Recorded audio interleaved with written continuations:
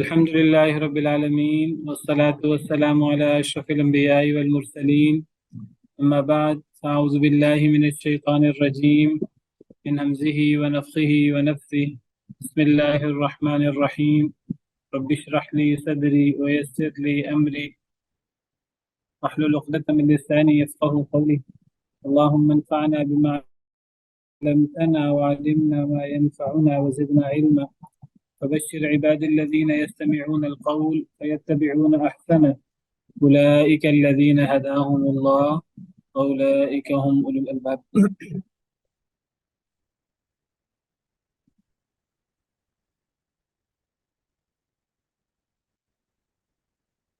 أعوذ بالله من الشيطان الرجيم.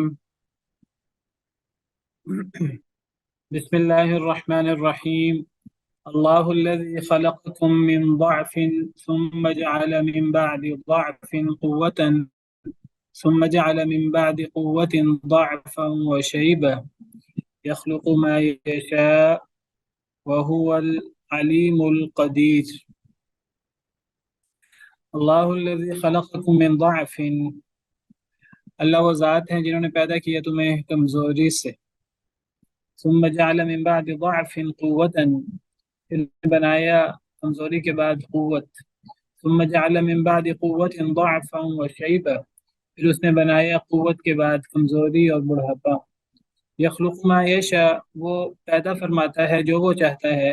وہو العلیم القدیر، اور وہ بہت جاننے والا، بہت قدرت رکھنے والا ہے.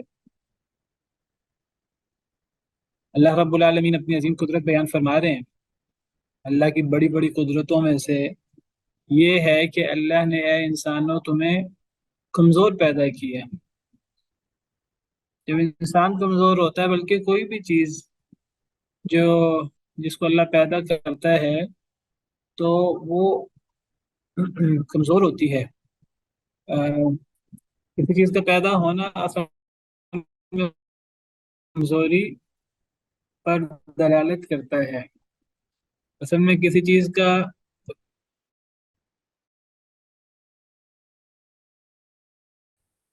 پیدا ہونا، اس کا مطلب یہ ہے کہ جب پہلے وہ نہیں تھی، پہلے عدم تھی، تو اب وہ وجود میں آئی ہے، تو یہ ایک کمزوری ہے. پیدا کیا تمہیں من ضعف، کمزوری سے، یعنی جب اللہ نے تمہیں پیدا کیا تو اس وقت تم کمزور تھے. کمزوری سے اللہ نے تمہیں پیدا کیا. اللہ نے تمہیں نطفے سے پیدا کیا. یا اللہ نے جب تمہیں پیدا کیا تو تم اس وقت بچے تھے، کمزور تھے، کچھ کر نہیں سکتے تھے. ثم جعل من بعد ضعف قوة، پھر اس نے بنایا کمزوری کے بعد قوت. پھر انسان کمزور پیدا ہوتا ہے، پھر جب وہ آہستہ آہستہ اللہ کے حکم سے بڑا ہوتا ہے تو انسان میں قوت آتی جاتی ہے. انسان طاقتور ہوتا رہتا ہے، اعضاء کے اعتبار سے بھی، جسمانی اعضاء کے اعتبار سے بھی، قوت کے اعتبار سے بھی، اور عقل و فہم کے اعتبار سے بھی. ثم جعل من بعد قوت، پھر اس نے بنا دیا قوت کے بعد ضعف، کمزوری، کمزوری وشیب اور بڑھاپا. پھر جوانی کے بعد، طاقت کے بعد، قوت کے بعد پھر کمزوری. اس کمزوری سے مراد ڈھیڑ عمری ہے، کہولت کی عمر ہے. اور شیبہ اور پھر اور بڑھاپا. تو چار مرحلے بیان کیے ہیں. ایک مرحلہ کمزوری کا، بچپن کا، انسان جب پیدا ہوتا ہے تو. دوسرا مرحلہ قوت کا، طاقت کا، یعنی جوانی کا. تیسرا مرحلہ پھر کمزوری کا، یعنی ادھیڑ عمری یا کہولت کا. اور چوتھا مرحلہ بڑھاپے کا. تو چار مرحلے بیان کیے ہیں. تو انسان ان مرحلوں سے گزرتا ہے. تو انسان کا ان مرحلوں سے گزرنا یہ انسان کے کمزور ہونے کی بہت بڑی دلیل ہے. اور اللہ رب العالمین کی عظیم قدرت کی بھی بہت بڑی دلیل ہے. یعنی اللہ نے انسان کو ایک جیسی کیفیت میں پیدا کیا کہ انسان اسی کیفیت میں ہی انسان رہتا ہے. انسان کے مختلف مرحلے ہیں. تو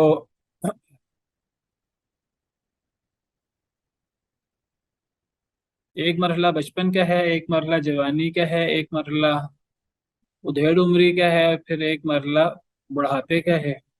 چار مرحلے ہیں، یہ موٹے موٹے چار مرحلے ہیں۔ اگر زیادہ تفصیل میں جائیں تو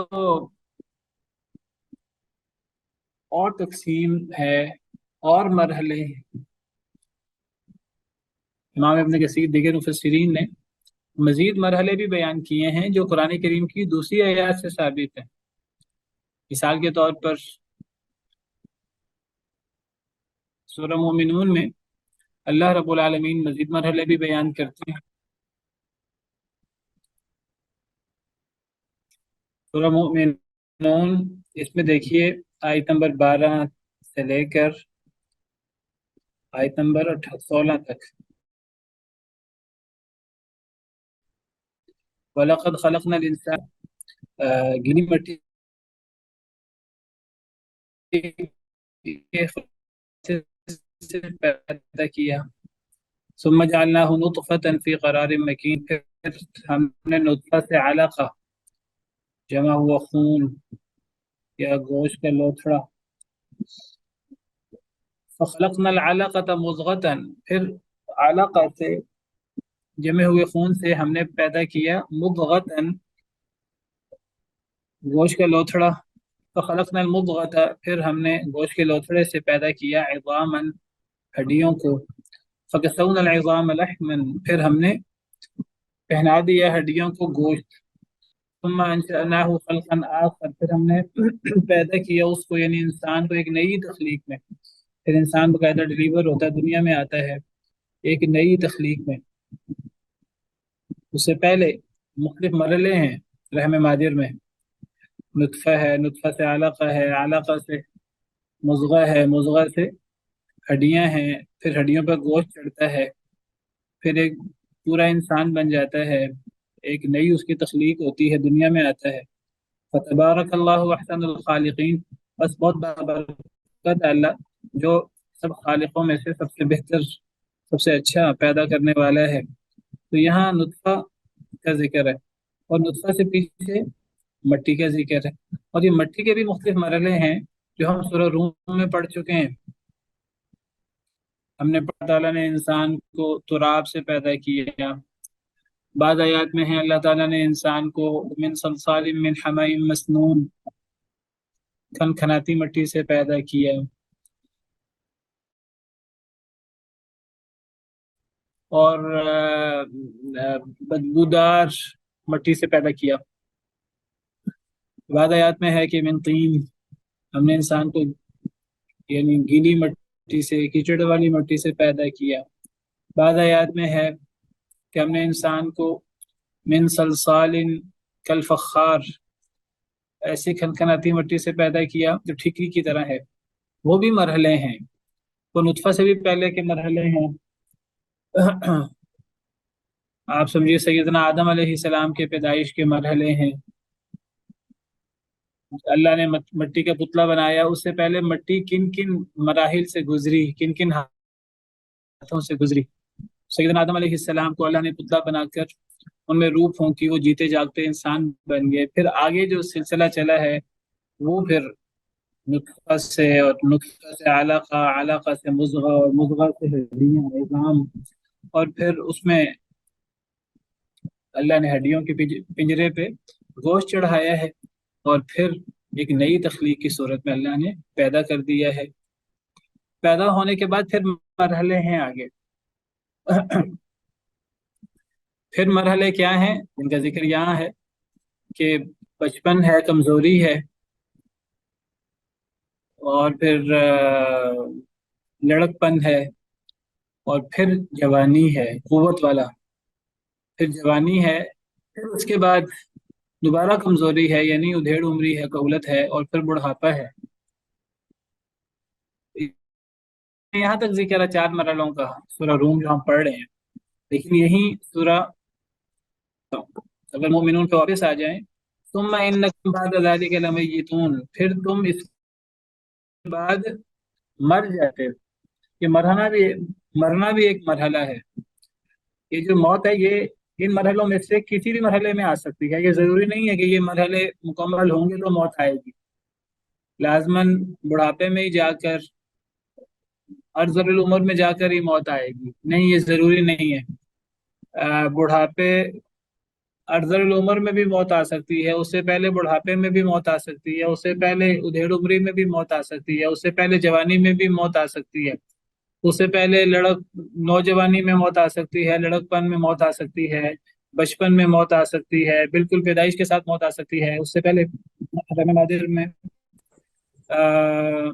हड्डियों की सूरत में, और उससे पहले मुज़ग़ा की सूरत में, और उससे पहले अलाक़ा की सूरत में, और उससे पहले नुत्फ़ा की सूरत में। तो मौत आ सकती है, ये भी एक मरहला है। और फिर मौत के बाद कब्र में जाना, कब्र के मराहिल हैं। और फिर जो बरज़खी ज़िंदगी आप कह लें उसको, एक लिहाज से वो मौत है, एक लिहाज से वो ज़िंदगी है, जिसके अंदर नेमतें भी हैं कब्र की, जिसके अंदर कब्र का अजाब भी है, इसलिए उसको बरज़खी ज़िंदगी कहते हैं। बरज़खी ज़िंदगी इसलिए कहते हैं कि दुनियावी ज़िंदगी नहीं है, हम दुनिया के एतबार से उसे समझ नहीं सकते, दुनिया के एतबार से वो एक मौत है। और फिर बास बादल मौत, फिर वो मरहला है। तो ये मुख्तलिफ मरहले हैं इंसान, और ये जो मुख्तलिफ मरहले हैं इंसान के, तो ये बहुत बड़ी दलील है इंसान की कमजोरी के, और इंसान के आजिज होने के, और अल्लाह रब्बुल आलमीन की अजीम कुदरत के। ये नहीं है कि अल्लाह इंसान को पैदा करते हैं तो बस वो इंसान अब बस कमजोरी से बड़ा होता रहता है, ताकतवर होता रहता है आहिस्ता आहिस्ता, और फिर वो वही इंसान कमजोर होते होते आखिरकार खत्म हो जाता है। असल में ये ना समझिए कि वो इंसान बस बड़ा हो रहा है और फिर बड़ा होने के बाद, असल में इंसान के अंदर तख्लीक दर तख्लीक हो रही होती है। ये हर मरहला आप समझिए एक नई तख्लीक है। यानी आप समझिए जब बच्चा पैदा होता है तो ये तख्लीक है, एक दुनिया में आया बच्चा। जब बच्चा बड़ा हुआ, लड़कपन में आया, तो यानी एक बच्चा है जो एक पैदा हुआ बिल्कुल नया नया, एक घंटे का है, एक दिन का हुआ, फिर एक महीने का हुआ, फिर एक साल का हुआ, फिर कोई लड़कपन में आ गया, आप समझिए कि 7-8 साल की उम्र का हुआ। तो जो 7-8 साल की उम्र का बच्चा है और वो जो पैदा हुआ था बच्चा, क्या ये एक जैसा ही है? जमीन और आसमान का फर्क है। ये असल में नई तख्लीक है एक। फिर ये लड़कपन से फिर नौजवान होता है, जवान होता है। क्या ये 7-8 साल की उम्र एक इंसान की, जैसे मेरी 7-8 साल की उम्र है थी, और फिर एक नौजवानी की, जवानी की उम्र है 20 साल की, 25 साल की, 30 साल की, 40 साल की। तो कहने को तो वो एक ही शख्स जो है वो बड़ा हो रहा है, वो समझता है कि मैं ही छोटा था, मैं ही बड़ा हो रहा हूँ। तो इंसान ये तस्वुर नहीं करता कि ये तख्लीक दर तख्लीक हो रही है, नई तख्लीक हो रही है। एक इंसान के अंदर एक वक्त में कितनी तख्लीक हो रही होती है अल्लाह को पता है। ये नई तख्लीक है।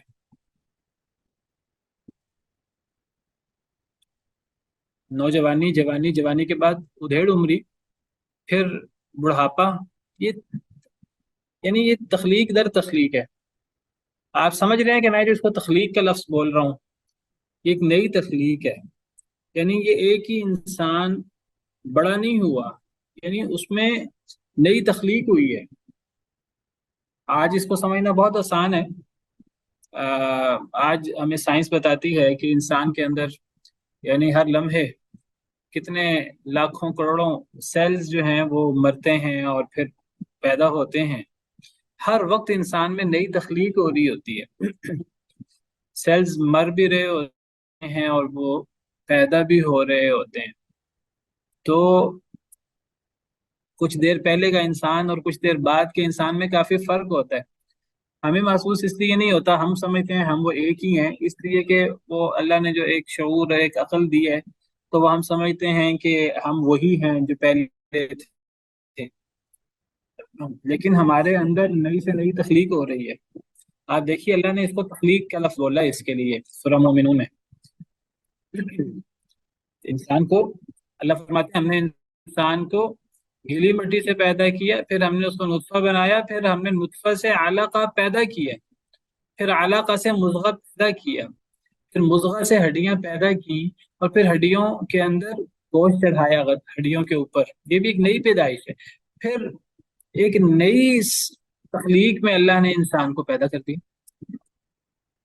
انسان دنیا میں آتا ہے تو وہ ایک نئی تخلیق ہوتی ہے. تو جب یہ سب چیزیں نئی سے نئی تخلیق ہیں، نطفہ سے علقہ، علقہ سے مضغہ، مضغہ سے ہڈیاں، ہڈیوں کے اوپر گوشت چڑھانا، اور پھر ایک نئی تخلیق ہے. تو بچے سے بڑا ہونا، ایک بچہ بالکل ابھی ابھی پیدا ہوا ہے، ایک بچہ 1 سال کا ہے، تو یہ 1 سال کا بچہ وہ نئی تخلیق کیوں نہیں ہے؟ 2 سال کا بچہ ایک نئی تخلیق ہے، 3 سال کا بچہ ایک نئی تخلیق ہے. یہ تو ایک 1 سال کا میں مرحلہ بیان کر رہا ہوں. یہ ہر لمحے نئی تخلیق ہو رہی ہے انسان کے اندر. اور یہ صرف انسان کے اندر نہیں ہے، یہ ہر چیز کے اندر ہے.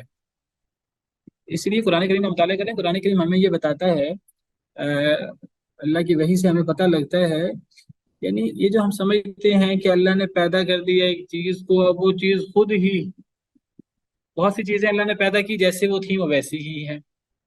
وہ چیزیں خود بخود قائم دائم نہیں ہیں. وہ الحی القیوم، اللہ رب العالمین جو القیوم ہے، اس کے حکم سے قائم دائم ہے. ایک چیز جیسے پیدا ہوئی تھی ویسے ہی ہے. وہ آج تک، ہم اس کو کہتے ہیں بے جان چیز ہے، وہ آج تک ویسی ہی ہے. نہیں، اس کے اندر کتنی تبدیلیاں آ رہی ہیں، اور وہ قائم کیوں ہے اب تک؟ وہ اللہ کے قائم رکھنے سے قائم ہے. اور کچھ چیزیں ایسی ہیں جو بڑی ہوتی رہتی ہیں، کمزوری سے طاقتور ہوتی رہتی ہیں، طاقتور سے کمزور ہوتی رہتی ہیں. تو یہ ہر لمحہ اللہ کی ہر مخلوق کے اندر اللہ کی کارگزاری ہے، اللہ کی کار فرمائی ہے.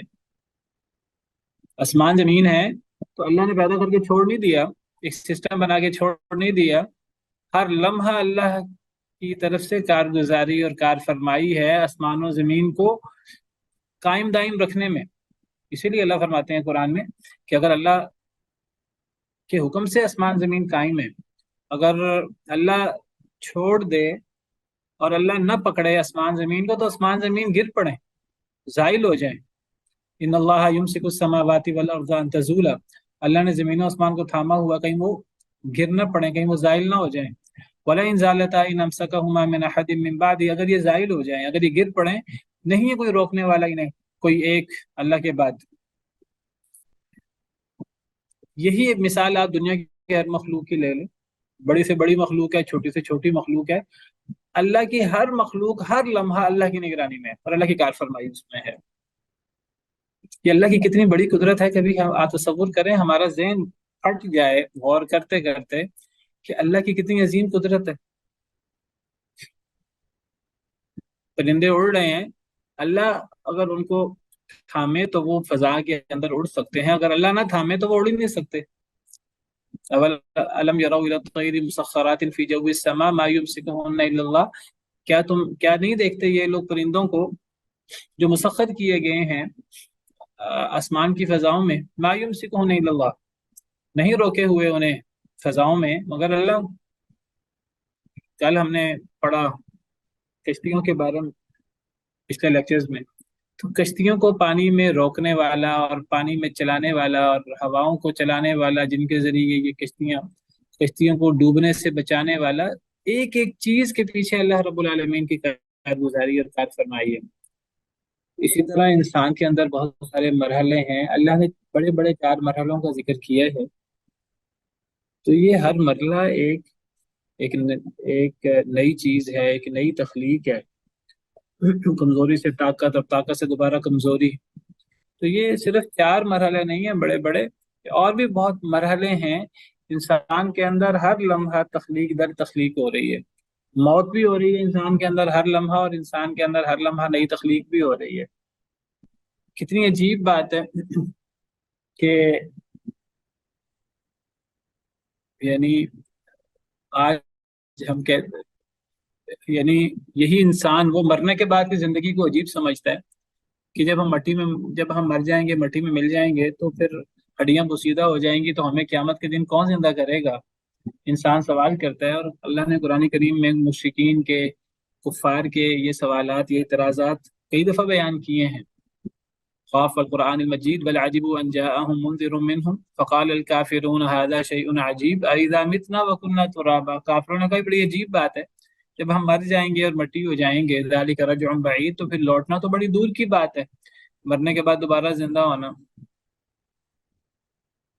تو اللہ تعالیٰ کہتے ہیں کہ اللہ تعالیٰ تو انسان کو انسان کی زندگی میں کتنی موتوں سے گزارتا ہے، کتنی تخلیق سے گزارتا ہے، کتنی زندگیوں سے گزارتا ہے، تو انسان اس میں غور نہیں کرتا، اور انسان کو ایک بڑی موت اور پھر ایک بڑی موت کے بعد دوبارہ ایک تخلیق کا انسان انکار کر دیتا ہے کہ جی مرنے کے بعد ہم دوبارہ کیسے زندہ ہوں گے، ہمیں کون دوبارہ زندہ کرے گا؟ بھئی وہی اللہ زندہ کرے گا جس نے پہلی دفعہ زندہ کیا، وہی اللہ زندہ کرے گا جس کو ہم اپنی زندگی سمجھتے ہیں. اس زندگی کے اندر پتہ نہیں ہم کتنی دفعہ مرتے ہیں، کتنی دفعہ زندہ ہوتے ہیں. یہ کتنی بڑی قدرت ہے اللہ کی، کبھی اس کو اس انداز سے غور کریں. یعنی کائنات کی ہر چیز میں نشانی ہے اللہ کی عظمت کی، اللہ کی قدرت کی اور اللہ کی توحید کی. وفی کل شیء لہ آیہ تدل علی انہ واحد. ہر شے میں نشانی ہے جو اللہ کے صرف رب ہونے پر دلالت نہیں کرتی، اللہ کے اکیلے رب ہونے پر دلالت کرتی ہے، اللہ کی توحید پر دلالت کرتی ہے کہ وہ اللہ رب ہونے میں بھی اکیلا ہے، وہ اللہ عبادت کے لائق ہونے میں بھی اکیلا ہے. کائنات کے ہر شے میں، ہر ذرے ذرے میں اس بات کے بہت سارے دلائل پنہاں ہیں. اور سب سے بڑی اللہ کی قدرت تو ایک تو جو جسامت کے اعتبار سے بڑی بڑی قدرتیں ہیں، اور انسان خود اللہ کی سب سے بڑی قدرت ہے، سب سے بڑی نشانی ہے. وفی انفسکم افلا تبصرون. اللہ فرماتے ہیں تمہارے نفسوں میں کتنی بڑی بڑی نشانیاں ہیں، کیا تم بصیرت نہیں رکھتے؟ کیا تم دیکھتے نہیں؟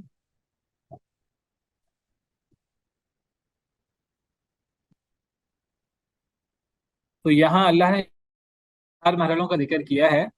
تو موٹے موٹے 4 مرحلے ہیں، ورنہ تو بہت سارے مرحلے ہیں، ان گنت مرحلے ہیں اگر ہم زیادہ گہرائی میں جائیں تو، جس میں نئی سے نئی تخلیق ہو رہی ہے انسان کے اندر. تو یہ اللہ کی بہت بڑی قدرت ہے. کیسے کہا جا سکتا ہے کہ سب کی سب چیزیں خود بخود ہو رہی ہیں، جس طرح ملحدین کہتے ہیں؟ ملحد سے بڑا بیوقوف کون ہو سکتا ہے؟ عقل سے پیدل کون ہو سکتا ہے؟ اسی لیے اللہ فرماتے ہیں یخلق ما یشاء، وہ پیدا فرماتا ہے جو وہ چاہتا ہے. اللہ رب العالمین، یعنی اللہ رب العالمین نے، اللہ جو چاہتے ہیں پیدا کرتے ہیں. یہ انسان کے اندر جو اتنے مراحل ہیں، بڑے بڑے 4 مراحل، اور گہرائی میں جائیں تو انگنت مراحل ہیں.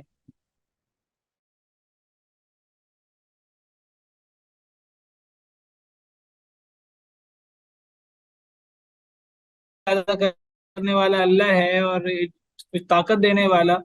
نوجوانی کو، جوانی کے اندر طاقت آ جاتی ہے، انسان بڑا مغالطے کا شکار ہو جاتا ہے کہ میں اپنے زور بازو سے سب کچھ کرتا ہوں. میں ذکر کر رہا تھا کہ انسان بھول جاتا ہے، سمجھتا ہے میں اس وقت طاقتور ہوں، میں اس وقت سب کچھ کر سکتا ہوں، تندرست ہوں. تو وہ پھر تکبر میں، غرور میں مبتلا ہو جاتا ہے. وہ بھول جاتا ہے کہ میں میں کمزور تھا، میں میں کمزور تھا، مجھے اللہ نے طاقتور کیا ہے. اب جس اللہ نے مجھے طاقتور کیا ہے، وہ اللہ دوبارہ مجھے ادھیڑ عمر بھی بنا دے گا، مجھے دوبارہ بوڑھا بھی بنا دے گا، دوبارہ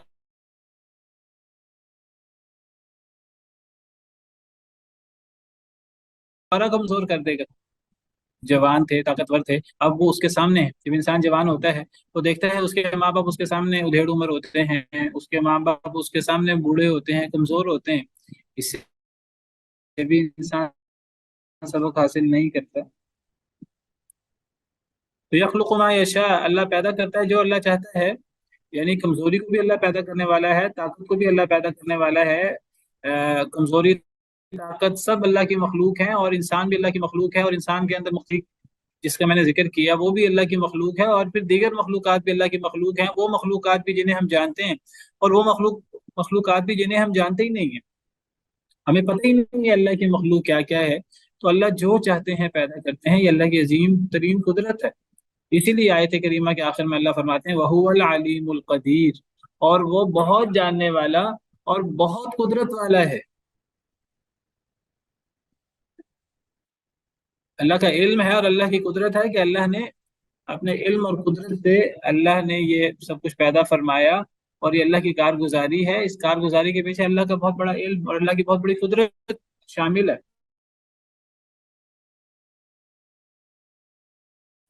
علم اور قدرت کے بغیر یہ چیزیں ہو ہی نہیں سکتی۔ پھر ہونے کا ذکر فرماتے ہیں جب اللہ تعالیٰ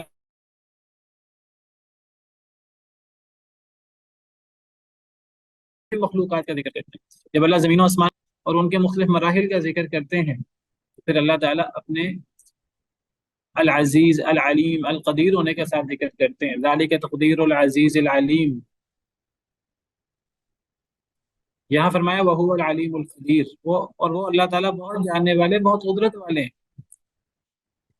وَيَوْمَ تَقُومُ السَّاعَةُ يُقْسِمُ الْمُجْرِمُونَ مَا لَبِثُوا غَيْرَ سَاعَةٍ، اور جس دن قیامت قائم ہوگی تو قسمیں اٹھائیں گے مجرم لوگ، ما لبثوا غیر ساعة، کہ نہیں وہ ٹھہرے ایک گھڑی سے زیادہ۔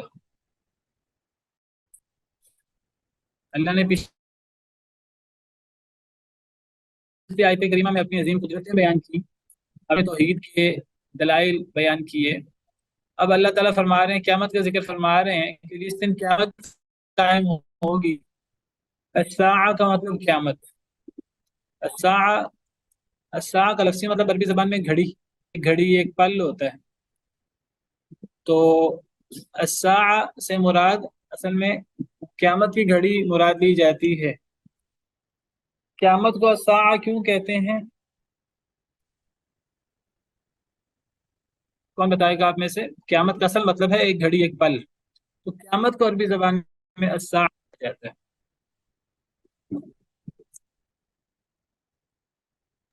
کیونکہ اس دن لوگوں کو لگے گا کہ وہ دنیا میں کچھ گھڑی رکے تھے، اس وجہ سے۔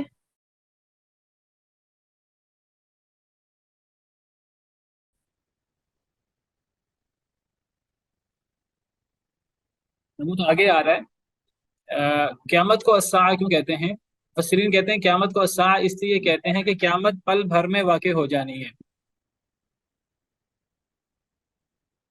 جس طرح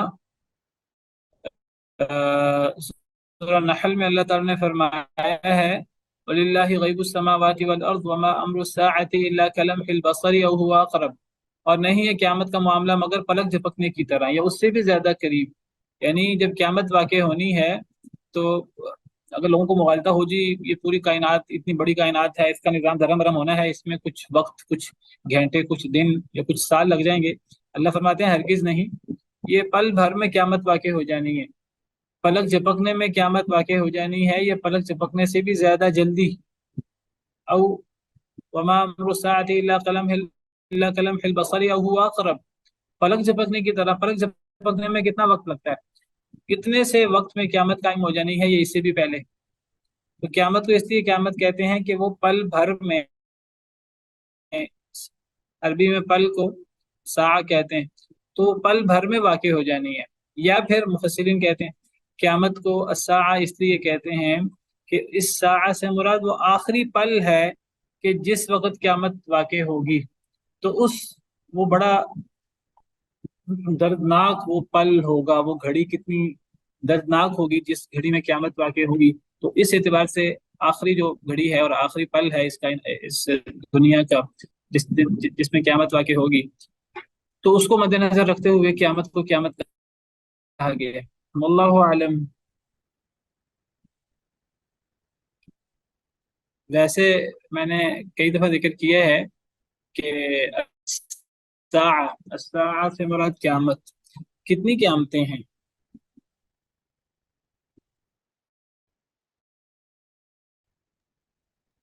استاذ ایک بھی تو دو جب قسم انسان کی۔ کتنی دنیا سے جاتا ہے قیامت کی تو کتنی اسی وقت قسمیں اس ہیں؟ کی قیامت تو اسی وقت ہو جاتی ہے۔ 3 قسم کی قیامتیں ہیں۔ ایک قیامت ہے بڑی قیامت ہے، ساعۃ الکبریٰ، جو سب لوگوں کی قیامت ہے، سب की, यानी जो बाकी लोग बच जाएंगे, बदतरीन लोग जिन पर ये क़यामत वाक़ई होगी, पहली दफ़ा सूर फूंका जाएगा। तो एक तो वो क़यामत है, अस्साअतुल कुबरा कहते हैं। एक है अस्साअतुस सुगरा, छोटी क़यामत, हर इंसान की मौत उसकी क़यामत है, हर इंसान की मौत। और एक दरमियानी क़यामत है अस्साअतुल वुस्ता, इससे मुराद एक नस्ल की या एक कौम की मौत है।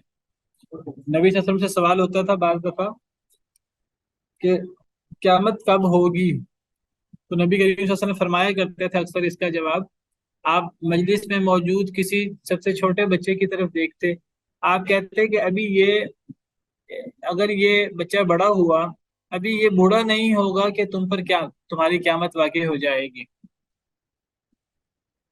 सही हादीस में, सही बुखारी वगैरह में मौजूद है कि अक्सर नबी करीम सल्लल्लाहु अलैहि वसल्लम इस किस्म का जवाब देते।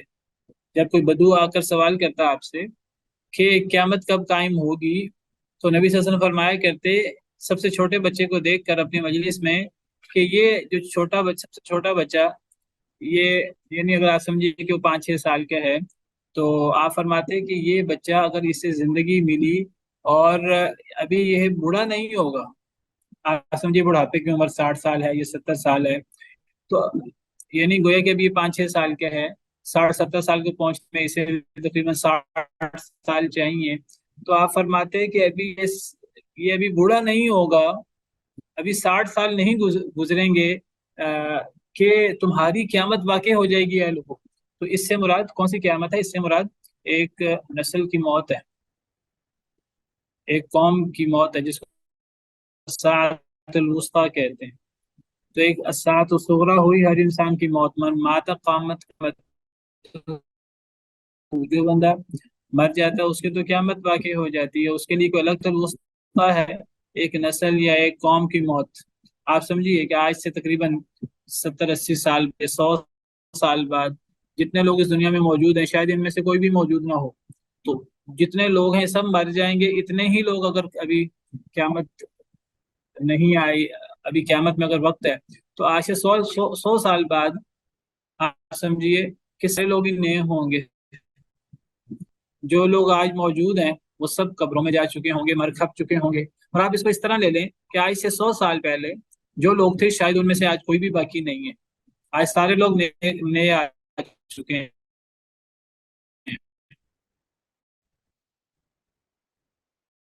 इसी तरह 100 साल बाद आप समझ लीजिए, तो ये जो भी बदबख्तरीन लोग बच जाएंगे, तो फिर उन पर जब क़यामत कायम हो तो उसको अस्साअतुल कुबरा कहते हैं।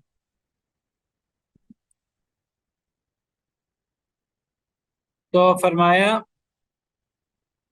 यौम तक़ूमु अस्साअ, जिस दिन क़यामत कायम होगी, युक़सिमुल मुजरिमून, कसम खाएंगे मुजरिम लोग, मा लबिसू गैर साअ, नहीं वो ठहरे, गैर साअ, एक घड़ी से ज्यादा, एक घड़ी के अलावा।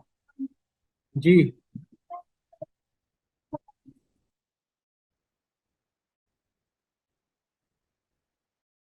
थोड़ा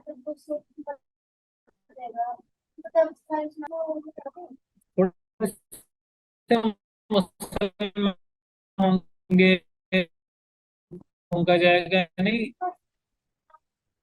एक भी मुसलमान नहीं होगा।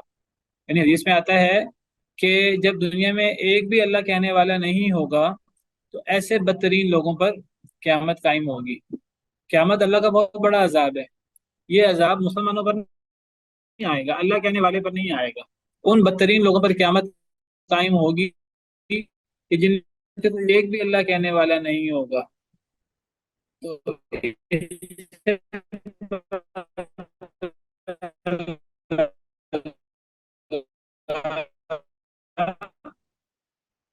कि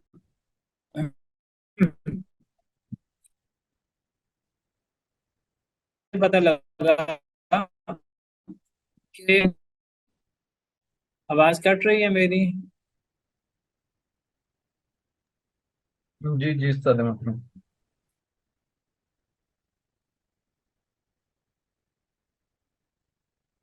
बस हमारे यहाँ नेट का प्रॉब्लम है। तो मैं ये जिक्र कर रहा था, किसी ने पूछा है कि जी साआ की तादाद कितनी है, तो मैंने कहा तीन किस्में हैं।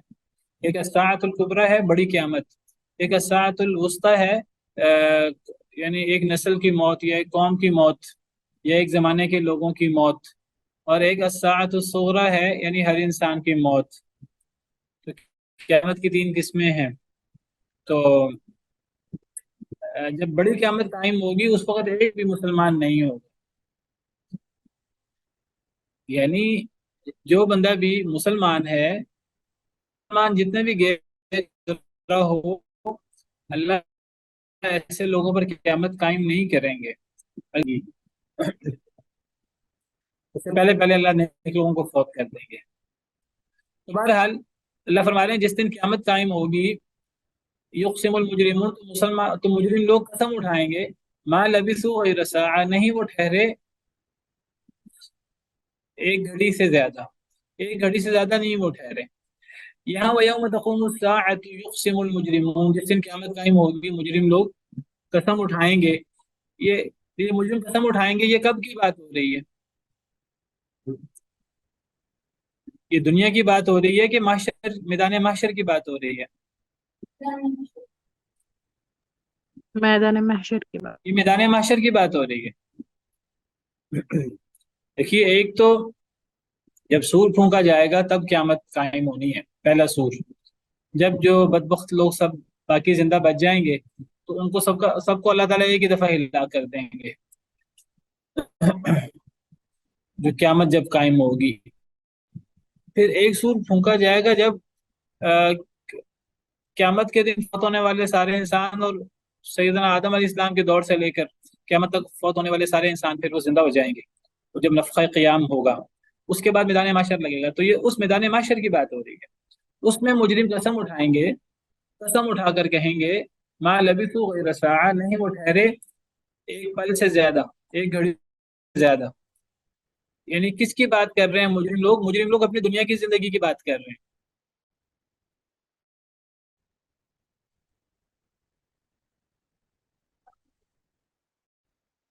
جی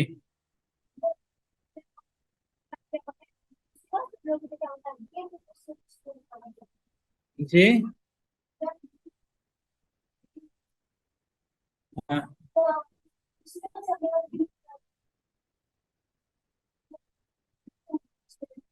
بیٹا،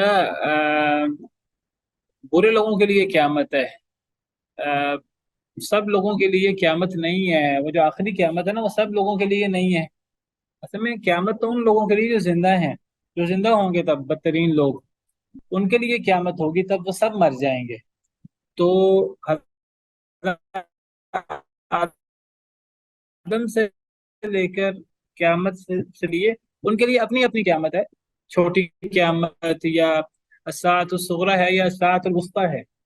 الساعۃ الکبریٰ ہر شخص کے لیے نہیں ہے، الساعۃ الکبریٰ یہ بدترین لوگوں کے لیے ہے۔ سمجھ آئی میری بات؟ ہاں جی۔ تو میں بات کر رہا تھا کہ جس دن قیامت قائم ہوگی اس دن مجرم قسم اٹھائیں گے، قسم اٹھا کر کہیں گے نہیں وہ ٹھہرے ایک گھڑی سے زیادہ۔ یعنی میدان معاشر میں قیامت کے دن، روز قیامت، میدان معاشر میں لوگ دنیا کا ذکر کرتے ہوئے، کون لوگ؟ مجرم لوگ دنیا کا ذکر کرتے ہوئے قسم اٹھا کر کہیں گے، دنیا کا تذکرہ کریں گے، وہ کہیں گے ہم تو دنیا میں ایک پل سے زیادہ نہیں ٹھہرے۔ قسم اٹھائیں گے، قسم اٹھا کر جھوٹ بولیں گے، گویا کہ تب بھی جس طرح دنیا میں وہ جھوٹ بولا کرتے تھے اسی طرح وہ قسم اٹھا کر جھوٹ بولیں گے۔ کیا وہ کہیں گے کہ ہم تو دنیا میں ایک پل سے زیادہ ٹھہرے ہی نہیں، ہم تو دنیا میں تھوڑا سا ٹھہرے ہیں، تو اب ہم کس بات کا حساب دیں؟ اب ہمارے لیے جنت جہنم کیوں ہے؟ ہمیں تو کسی نبی نے آ کر نہیں ڈرایا، ہمیں تو کسی نبی نے دعوت نہیں پیش کی، اگر ہمیں کوئی دعوت پیش کرتا دنیا میں تو ہم مان لیتے۔ تو وہ قیامت کے دن جھوٹی کھا کر وہ کہیں گے ہم تو دنیا میں لمبا عرصہ رہے ہی نہیں۔ یہ مراد ہے، واللہ اعلم۔ جس دن قیامت قائم ہوگی تو مجرم لوگ، دیکھیں ہر انسان کو پتا ہے میں دنیا میں کتنا عرصہ رہا ہوں، ہر انسان کو پتا ہوگا۔ جب ہر انسان مرنے کے بعد دوبارہ زندہ ہوگا قیامت کے دن، اس کو اپنے دنیا اور دنیا کے اعمال یاد آ جائیں گے۔ ایک ایک عمل اس کو یاد نہ آئے، بہرحال موٹا موٹا یاد آ جائے گا، بلکہ انسان کو تو ایک ایک عمل یاد آئے گا قیامت کے دن۔ تو دنیا میں تو انسان بھول جاتا ہے، قیامت کے دن تو بھولے گا بھی نہیں۔ اگر کوئی چیز بھولے گا تو انسان کو انسان کا نامہ اعمال ہر چھوٹی بڑی چیز یاد دلا دے گا۔ تو انسان کیسے کہہ سکتا ہے، کیسے بھول سکتا ہے دنیا اور دنیا کے برے اعمال کو؟ لیکن یہاں اصل میں بھولیں گے نہیں مجرم لوگ، اصل میں وہ یہ ظاہر کریں گے، وہ سمجھیں گے اگر ہم جھوٹی قسم اٹھائیں شاید خلاصی ہو جائے، تو جھوٹی قسمیں اٹھا کر کہیں گے، جسے دنیا میں جھوٹ بولتے تھے، جھوٹی قسمیں اٹھاتے تھے، اور کئی دفعہ ان کی جھوٹی قسم ظاہراً ان کے کام بھی آ جاتی تھی۔ دنیا میں لوگ جھوٹی قسم اٹھا کر اپنے چیزیں بیچ دیتے ہیں، جھوٹی قسمیں اٹھا کر، جی اللہ کی قسم میں نے اتنی مہنگی خریدی ہے، اللہ کی قسم یہ ٹھیک ہے، جھوٹی قسم اٹھا کر لوگوں کو بیوقوف بنانے کی کوشش کرتے ہیں۔ تو قیامت کے دن سمجھیں گے کہ جس طرح ہم دنیا کے اندر جھوٹی قسمیں اٹھا کر لوگوں کو بیوقوف بناتے تھے، تو آج بھی ہم جھوٹی قسم اٹھا کر ہم کوئی کامیاب ہو جائیں گے۔ تو جھوٹی قسم اٹھا کر کیا کہیں گے؟ جھوٹی قسم اٹھا کر کہیں گے مجرم لوگ، قسمیں اٹھا اٹھا کر کہیں گے ہم تو دنیا میں زیادہ عرصہ رہے ہی نہیں، ہم تو ایک پل سے زیادہ، ایک گھڑی سے زیادہ رہے ہی نہیں، ہم تو تھوڑا سا عرصہ رہے ہیں، تو اس تھوڑے سے عرصے میں ہم پر کوئی نبی نہیں آیا اور ہم نے کسی کی نافرمانی نہیں کی، ہم نے تو یہ بڑے بڑے گناہ کیے ہی نہیں۔ سمجھیں گے جھوٹ بول کر جھوٹی قسمیں اٹھا کر شاید خلاصی ہو جائے، لیکن خلاصی سے ہوگی؟ خلاصی تو نہیں ہوگی۔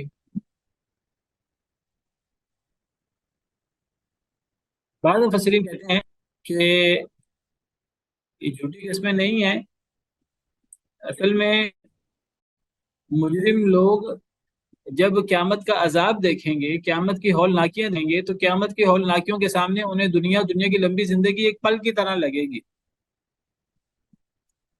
بہرحال اکثر مفسرین نے کہا کہ یہ جھوٹی قسم ہے، جس دن قیامت قائم ہوگی تو مجرم قسم اٹھائیں گے، قسم اٹھا کر کہیں گے نہیں وہ ٹھہرے ایک پل سے زیادہ، کذالک کانوا یؤفکون، اسی طرح وہ بہکائے جاتے تھے۔ تو بہرحال یہ جھوٹی قسم بھی ہو سکتی ہے، ان کو پتا ہوگا کہ ہم تو اتنے سال رہے، لیکن وہ اپنا عذر پیش کرنے کے لیے کہ جی ہم نے رسولوں کی نافرمانی نہیں کی، تو یہ عذر پیش کرنے کے لیے وہ قسم اٹھا کر کہہ دیں گے کہ ہم تو ایک پل سے زیادہ نہیں رہے۔ بعض مفسرین کہتے ہیں کہ دنیا آخرت کی ہولناکی سامنے جب دیکھیں گے، جب جہنم دیکھ رہے ہوں گے، جہنم کی ہولناکی کو دیکھ کر انہیں دنیا اور دنیا کی عیش و عشرت، دنیا کی لمبی زندگی بھول جائے گی، وہ کہیں گے ہم تو دنیا میں ایک پل سے زیادہ رہے ہی نہیں۔ کذالک کانوا یؤفکون، اسی طرح وہ بہکائے جاتے تھے، اسی طرح دنیا میں بھی ان کا دماغ بہکا ہوا تھا، اب آخرت میں بھی ان کا دماغ بہکا ہوگا، کوئی ان کو سمجھ نہیں آئے گی۔ وقال الذين اوتوا العلم والايمان لقد لبثتم في كتاب الله الى يوم البعث فهذا يوم البعث ولكنكم كنتم لا تعلمون۔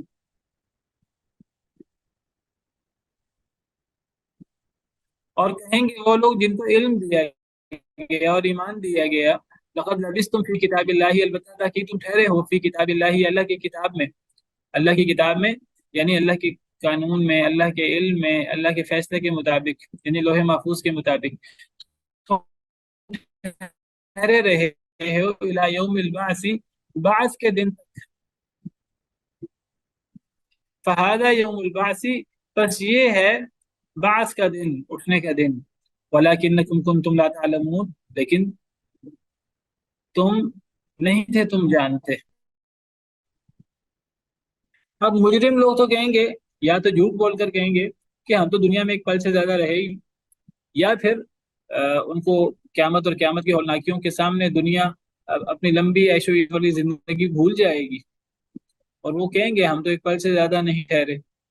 دیکھیے یہ دنیا کی حقیقت ہے، قیامت کے دن مجرم اپنی دنیا کی لمبی عیش و عشرت، لمبی زندگی کو ایک پل سے زیادہ نہیں سمجھے گا، تو جو زندگی ایک پل سے زیادہ نہیں ہے، اس زندگی میں اللہ کی نافرمانی کر کے اللہ کی ناراضگی مول لینا کتنا گھاٹے کا سودا ہے، کتنا گھاٹے کا سودا ہے کہ انسان اپنی دنیا اور اپنے دنیا کے تھوڑے سے فائدے کے لیے اپنے اللہ کو ناراض کرے، اپنی آخرت برباد کر دے۔ لوگ یہ کام کرتے ہیں، اللہ نے قرآن پر ذکر کیا ہے آخرت کا، اپنے وعدوں کا، مجرم لوگ اس پر کان نہیں دھرتے، یقین نہیں کرتے، لیکن قیامت کے دن انہیں یقین آئے گا، لیکن قیامت کے دن جھوٹ بولنے کی کوشش کریں گے، الٹے سیدھے عذر پیش کرنے کی کوشش کریں گے، تو پھر کیا کریں گے؟ پھر اہل علم، اہل ایمان پھر جواب دیں گے، اس وقت اہل ایمان پھر واضح کریں گے حق کیا ہے، تو کہیں گے وہ لوگ جنہیں علم دیا گیا اور وہ لوگ جنہیں ایمان دیا گیا، اہل ایمان اور اہل علم نیک لوگ کہیں گے۔ اب نیک لوگ تردید کریں گے کفار کی، یہاں اللہ نے ان کا اہل ایمان بھی کہا ہے، اہل علم بھی کہا ہے، تو دیکھیے یہاں علم کی کتنی بڑی فضیلت ہے، یہاں اللہ نے علم کو ایمان سے پہلے بیان کیا، یہ نہیں فرمایا کہ اہل ایمان اور اہل علم کہیں گے، علم کو ایمان سے بھی پہلے بیان کیا، اہل علم اہل ایمان کہیں گے۔ اس سے پتہ لگتا ہے کہ آخرت کے مشکل ترین مرحلوں میں بھی یہ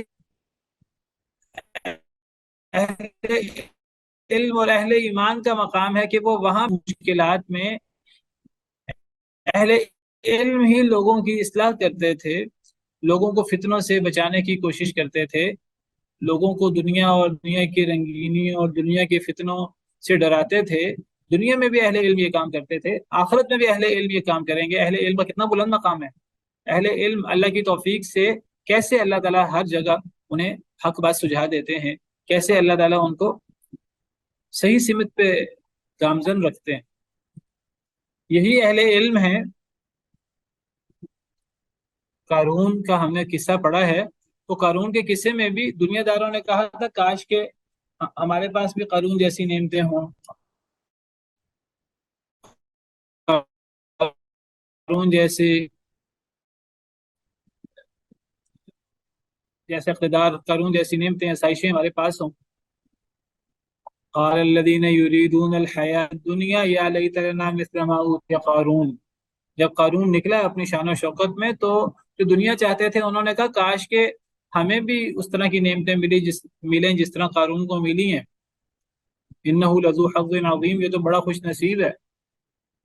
تو اس وقت بھی وقال الذين اوتوا العلم ويلكم ثواب الله خير لمن آمن وعمل صالحا، اس وقت بھی اہل علم نے کہا تھا کہ افسوس ہو تم پر، آخرت کا ثواب زیادہ بہتر ہے اس شخص کے لیے جو ایمان لائے اور نیک عمل کرے۔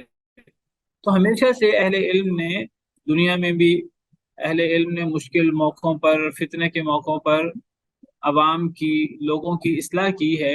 اسی طرح قیامت کے دن بھی وہ مشکل ترین مرحلے قیامت کے، ان مرحلوں میں بھی اہل علم وہ ثابت قدم ہوں گے اور وہ مطمئن ہوں گے، اور اس وقت وہ اصلاح کریں گے اور احقاق حق کریں گے، اور کہیں گے اس وقت، کہیں گے وہ لوگ جن کو علم دیا گیا اور ایمان دیا گیا، وہ کیا کہیں گے؟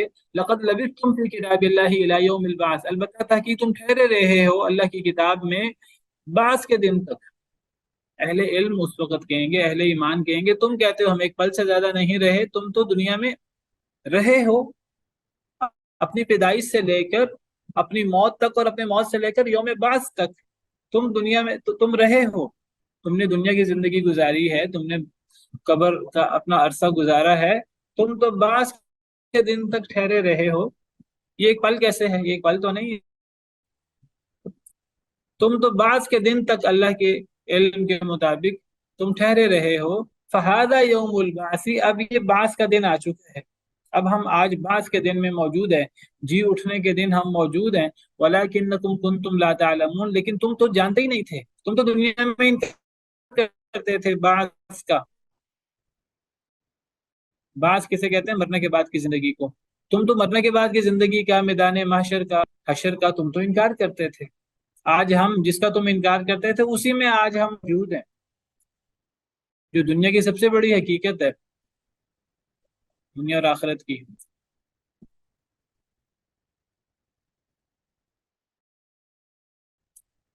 تو مجرم لوگ کہیں گے ہم تو دنیا میں ٹھہرے ہی نہیں رہے، دنیا کے اندر ایک وقت گزارا ہے، تم نے دنیا کے اندر بڑے بڑے بلنڈر کیے ہیں، تکذیب کی ہے، رسولوں کی نافرمانی کی ہے، اس کا حساب کتاب ہونا ہے۔ يَوْمَئِذٍ لَا يَنْفَعُ الَّذِينَ ظَلَمُوا مَعْذِرَتُهُمْ وَلَا هُمْ يُسْتَعْتَبُونَ، بس اس دن نہیں فائدہ دے گی ظالموں کو ان کی معذرت۔ اب جب ظالم لوگ پہلے کہیں گے کہ ہم تو ایک پل سے زیادہ رہے ہی نہیں، جب ان کی تردید ہوگی اب پھر وہ معذرتیں پیش کریں گے، اپنے عذر پیش کریں گے، جی اس وجہ سے ہم ایمان نہیں لائے، اس وجہ سے ہم ایمان نہیں لائے، اس وجہ سے ہم نے تکذیب کی، الٹے سیدھے عذر پیش کریں گے۔ تو اللہ فرماتے ہیں کہ اس دن ظالموں کو ان کی معذرت، ان کا عذر کوئی فائدہ نہیں دے گا۔ وَلَا هُمْ يُسْتَعْتَبُونَ، نہ ہی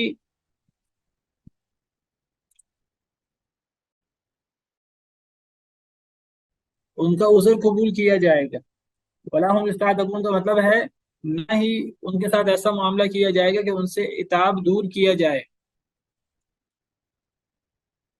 اللہ کا عتاب، اللہ کی ناراضگی ان پر ہوگی، وہ اللہ کا عتاب دور نہیں کر سکیں گے۔ اللہ کا عتاب کیسے دور ہو؟ کوئی معذرت پیش کریں سچی، کوئی سچی معذرت پیش ہی نہیں کر سکیں گے، ان کی معذرت قبول ہی نہیں کی جائے گی، ان کی معذرت انہیں فائدہ نہیں دے گی، ان کا عتاب، ان پر جو اللہ کا عتاب ہے وہ بھی ان سے ختم نہیں کیا جائے گا۔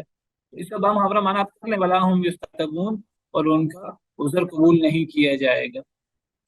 بس اس دن نہیں فائدہ دے گی ظالموں کو ان کی معذرت، ولا هم یستعتبون، اور ان کا عذر بھی قبول نہیں کیا جائے گا۔ وَلَقَدْ ضَرَبْنَا لِلنَّاسِ فِي هَذَا الْقُرْآنِ مِنْ كُلِّ مَثَلٍ، اور البتہ تحقیق ہم نے بیان کیا لوگوں کے لیے اس قرآن میں ہر قسم کی مثال۔ اب آپ دیکھیے کہ کس طرح اللہ نے قرآن کریم میں حق کو واضح کیا، کس طرح اللہ نے قرآن کریم میں توحید کو واضح کیا، کس طرح اللہ نے قرآن کریم میں اپنی شان، اپنی توحید، انسان کی کمزوری اور اس کو واضح کیا، کس طرح اللہ نے قرآن میں آخرت اور آخرت کا عقیدہ بیان کیا، کس طرح اللہ نے قرآن میں آواز وہ بہت سارے اعتراضات کلیئر کفار کے اللہ نے ان کا رد۔ نہیں ہے۔ جی، کس طرح اللہ نے قرآن میں ہر قسم کی مثال پیش کی، مختلف دلائل کے ساتھ ہر مسئلے کو سمجھایا۔ وَلَئِن جِئْتَهُم بِآيَةٍ، اور البتہ اگر آپ لے آئیں ان کے پاس کوئی نشانی،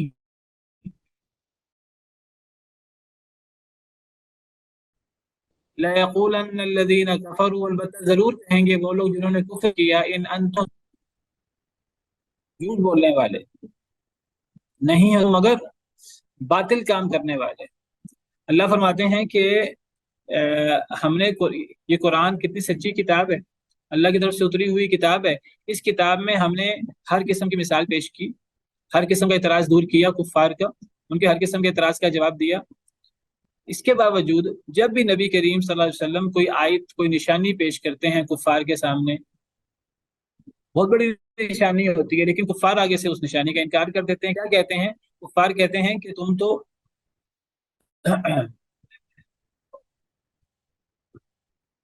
باطل چیز پیش کر رہے ہو، تم تو غلط کام کر رہے ہو۔ یعنی کفار نبی کو اور ایمان والوں کو ہی غلط کہتے تھے۔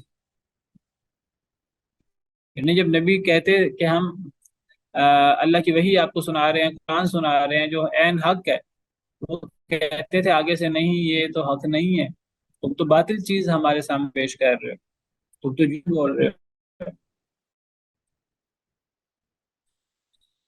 كذلك يطبع الله على قلوب، یعنی غلط لوگ سچے لوگوں کو جھوٹا یا باطل پر کیوں کہتے ہیں؟ ہمیشہ سے کیا ہوا کہ جو خود باطل پر ہیں، اہل باطل، غلط لوگ، کافر لوگ، وہ اہل حق کو اہل باطل کہتے ہیں، کیونکہ اصل میں عام طور پر جو اہل باطل ہیں، کفار ہیں، ان کی تعداد زیادہ ہوتی ہے، تو وہ اہل حق کو اپنی تعداد کے بل بوتے پر زور زبردستی ان کو جھوٹا ثابت کرنے کی کوشش کرتے ہیں۔ اہل باطل اہل حق کو، اہل باطل زیادہ ہوتے ہیں، اہل حق کم ہوتے ہیں، اکثر اہل باطل اہل حق کو اہل باطل باور کرانے کی کوشش کرتے ہیں۔ کیوں کرتے ہیں؟ اللہ فرماتے ہیں اس کی وجہ یہ ہے کہ اسی طرح مور لگا دیتا ہے اللہ ان لوگوں کے دلوں پر جو نہیں جانتے، یہ ہو گیا اصل میں اللہ نے ان کے دلوں پر مہر لگائی ہوئی ہے، یہ اصل میں خود باطل پر ہیں، لیکن یہ اہل حق کو اہل باطل کہتے ہیں، ان کا انکار کرتے ہیں۔ تو اہل حق کو کیا کرنا چاہیے؟ فاصبر ان وعد اللہ حق، پر صبر کیجیے، بے شک اللہ کا وعدہ سچا ہے۔ اہل حق کو اس میں صبر کے ساتھ، خندہ پیشانی کے ساتھ یہ مشکل مرحلہ گزارنا چاہیے، اللہ سے ثواب کی امید رکھتے ہوئے۔ ولا يستخفنك الذين لا يؤمنون، اور ہرگز نہ ہلکا کر دیں آپ کو وہ لوگ جو یقین نہیں رکھتے، ہرگز نہ ہلکا کر لیں آپ کو وہ لوگ جو یقین نہیں رکھتے، یعنی جو لوگ یقین نہیں رکھتے وہ انکار کرتے رہیں گے، وہ رد کرتے رہیں گے، ان کے رد کرنے سے اہل ایمان کے پائے استقلال میں کمی نہیں آنی چاہیے۔ اہل ایمان کا وزن کم نہیں ہونا چاہیے، اہل ایمان کو ہلکا نہیں ہو جانا چاہیے۔ کافروں کے انکار کی وجہ سے اہل ایمان کو اپنے ایمان بالغیب کے بارے میں شکوک و شبہات کا شکار نہیں ہو جانا چاہیے۔ وَلَا يَسْتَخِفَّنَّكَ الَّذِينَ لَا يُوقِنُونَ، ہرگز نہ ہلکا کر دیں آپ کو وہ لوگ جو یقین نہیں رکھتے۔ ہلکا کیسے ہوتا ہے انسان؟ جب انسان اپنے بنیادوں پر ہی قائم نہ رہ سکے، اپنے بنیادی عقائد پر ہی انسان قائم نہ رہ سکے۔ عام طور پہ اہل حق تھوڑے ہوتے ہیں، اہل باطل زیادہ ہوتے ہیں، تو یہ نہ ہو کہ اہل حق تھوڑے ہیں اہل باطل زیادہ ہیں تو اہل باطل اتنی مخالفت کریں کہ اہل حق کو اپنی بنیادی باتوں پر ہی شکوک و شبہات پیدا ہو جائیں۔ نہیں، اہل حق کو اہل باطل کی کثرت سے، ان کے انکار سے پریشان نہیں ہونا چاہیے۔ اہل حق کو اپنے عقائد پر، اپنے ایمان بالغیب پر، اپنے موقف پر مضبوطی کے ساتھ جمنا چاہیے، ان کو ہلکا نہیں پڑنا چاہیے۔ وَلَا يَسْتَخِفَّنَّكَ الَّذِينَ لَا يُوقِنُونَ، ہرگز نہ ہلکا کریں آپ کو وہ لوگ جو یقین نہیں رکھتے۔ سبحان ربک رب العزت عما یصفون وسلام علی المرسلین والحمد للہ رب العالمین۔ برزخ میں علم والے کہاں ملیں گے انہیں؟ برزخ کی بات نہیں ہو رہی نعمان صاحب، یہ تو میدان محشر کی بات ہو رہی ہے۔ میدان محشر میں کافر بھی ہوں گے، مسلمان بھی ہوں گے، سب لوگ ایک ہی میدان میں اکٹھے ہوں گے۔ وہ الگ بات ہے کہ مسلمان الگ ہو جائیں گے، کافر لوگ الگ ہو جائیں گے، تو میدان محشر میں تو سب ہوں گے نا۔ میدان معاشر میں کافر کافروں سے باتیں کریں گے، مسلمان مسلمانوں سے باتیں کریں گے، کہیں کہیں مسلمانوں کا اور کافروں کا آپس میں مکالمہ ہو رہا ہوگا، ڈائلاگ ہو رہے ہوں گے۔ یہ برزخ کی بات نہیں ہو رہی، یہ تو میدان معاشر کی، یوم البعث کی بات ہو رہی ہے، جی اٹھنے کے دن، یعنی روز قیامت جو دوسرا سور پھونکا جائے گا، میدان معاشر کی بات ہو رہی ہے۔ سبحان ربک رب العزت عما یصفون وسلام علی المرسلین والحمد للہ رب العالمین۔ یہ ایک سوال ہے نعمان صاحب کا، یعنی یہ لوگ اس وقت ان لوگوں میں شامل ہوں گے جن کو اللہ نے اذن دیا ہوگا بات کرنے کا۔ جی جی ایسے ہی ہے۔ اصل میں قیامت کے دن مختلف مرحلے ہیں، قیامت کے دن بعض مرحلوں میں کوئی بات نہیں کر سکے گا، لیکن بعض موقع ایسے ہیں جب لوگ ایک دوسرے سے بات چیت کر رہے ہوں گے، ڈائلاگ ہو رہا ہوگا، انتظار ہو رہا ہوگا، تب لوگ بات چیت کریں گے، کافر کافروں سے باتیں کریں گے، مسلمان مسلمانوں سے باتیں کریں گے، کافر مسلمانوں کا آپس میں مکالمہ ہو رہا ہوگا۔ بعض کے دن تک زندہ رہنے سے کیا مراد ہے کہ وہ تو مر چکے ہوں گے اس سے قبل، یعنی اصل میں معاشر کے دن، روز معاشر میں مجرم قسم اٹھائیں گے کہ اللہ کی قسم ہم تو ایک پل سے زیادہ نہیں رہے۔ یہ کب کی بات ہے؟ یہ روز معاشر کی بات ہے۔ تو اہل علم جواب دیں گے مجرموں کو کہ تم تو کہتے ہو ہم ایک پل سے زیادہ یعنی گویا کہ میدان معاشر سے پہلے ہم نے جو وقت گزارا ہے دنیا میں یا برزخ کا، وہ ایک پل سے زیادہ نہیں ہے۔ تو اہل علم جواب دیں گے نہیں، یہ تو اللہ کے علم کے مطابق ایک وقت تم گزار کے آئے ہو دنیا میں بھی اور قبر میں بھی۔ تو وہ رد کریں گے اہل ایمان مجرموں کی بات کا۔ اس میں کیا اشکال ہے؟ السلام علیکم۔ وعلیکم السلام ورحمۃ اللہ۔ سر اس میں مجھے جو سمجھ نہیں آئی وہ یہ ہے کہ وہ کہیں گے کہ تم لوگ آج کے دن تک وہاں زندہ رہے، یعنی وہاں پر تم رہے ہو۔ زندہ رہے کی بات نہیں ہے، لبثتم فی کتاب اللہ، البتہ حقیق تم ٹھہرے رہے اللہ کی کتاب میں، یعنی اللہ کے علم میں، الی یوم البعث، بعث کے دن ٹھہرے رہے سے مراد زندہ رہنا نہیں ہے، یعنی وقت گزارا ہے، ایک وقت گزارا ہے دنیا میں، ایک وقت گزارا ہے قبر میں۔ تو تم ٹھہرے رہے ہو اللہ کی کتاب میں بعث کے دن تک۔ اصل میں مجرم کہیں گے کہ وہ تو ایک گھڑی سے زیادہ نہیں رہے، ہم تو جو دنیا اور برزخ میں، قبر میں، ہم تو ایک پل سے زیادہ نہیں ٹھہرے۔ آخرت کی ہولناکی کو دیکھ کر یہ کہیں گے، یا جھوٹ بولتے ہوئے یہ کہیں گے، تو اہل علم کہیں گے کہ تم تو اللہ کی کتاب کے مطابق بعض کے دن تک ٹھہرے رہے ہو، اپنے پیدائش سے لے کر بعض کے دن تک تم ٹھہرے رہے ہو. اب یہ بعض کا دن آ گیا ہے اور تم نہیں، لیکن تم نہیں جانتے.